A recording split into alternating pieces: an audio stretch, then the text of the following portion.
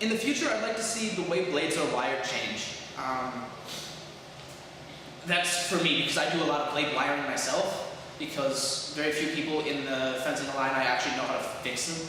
So I'm trying to teach as many people as I can, but it's like building a model, I guess. It's very detail oriented. It's very, very small items that are, if you mess up even one thing, then you might ruin the entire thing and start over, and it's expensive. I'd like to see blades become more durable.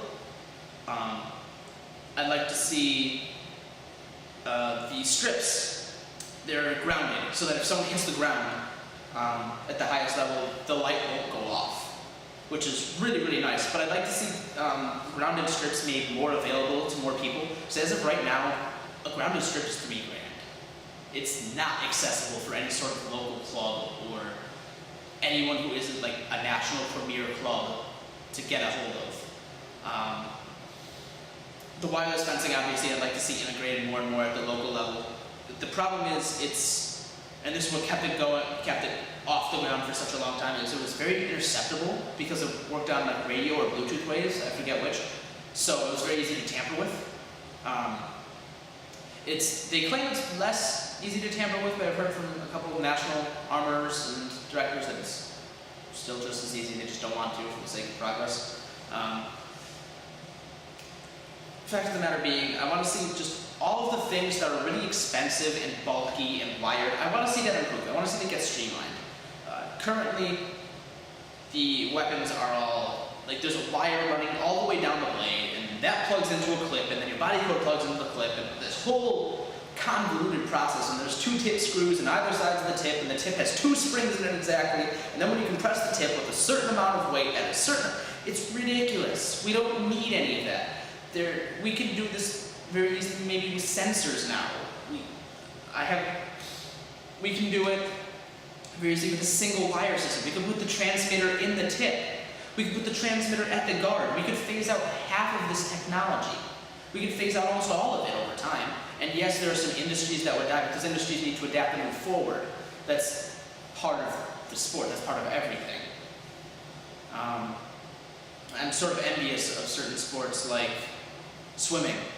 Don't need a lot of equipment for swimming.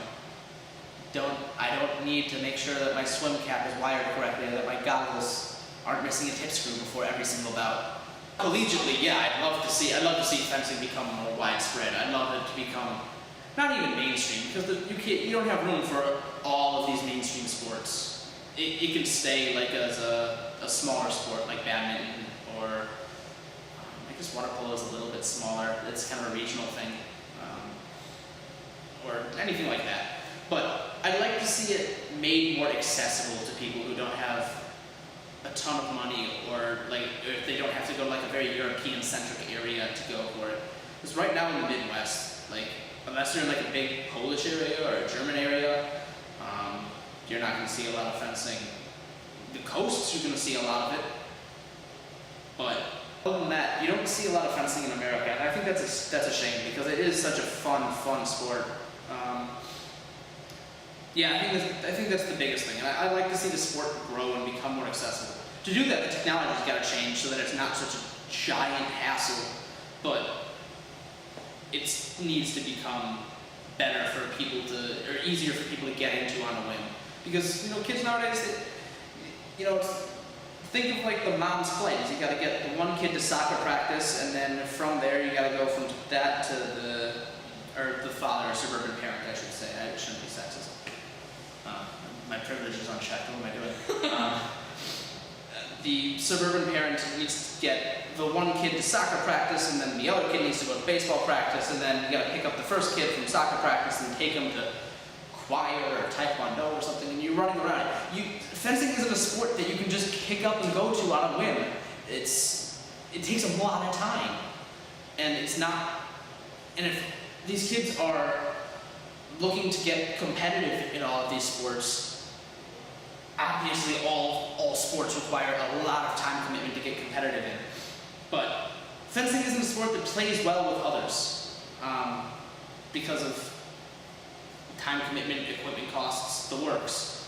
it's very rare to see a fencer really branch out into another sport at even above the intermediate level. But you see a lot of intermediate or even sometimes high-level baseball players play, soccer or basketball sometimes, depending on their build and that kind of thing. So it's hard to have varied interests. So the sport needs to grow more accessible so that the fencer can actually compete with kids for their time.